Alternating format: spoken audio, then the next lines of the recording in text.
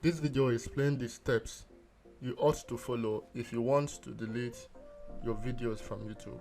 So once you log on to your studio.com, you now click on content. So once you click on content, you now scroll down to the video you want to delete. So in my own case, I'll be deleting this video right now. A poor boy who invented Honda cars. So if I want to delete it, I'll click at this three dots. Once I click on it, you see an option delete forever. Then I'll click on it.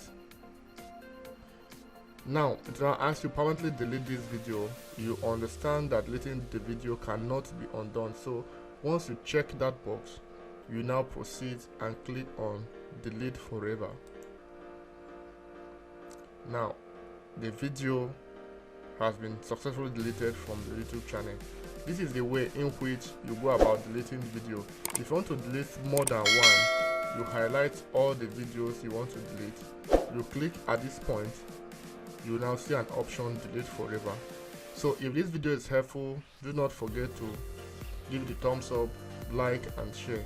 Thank you.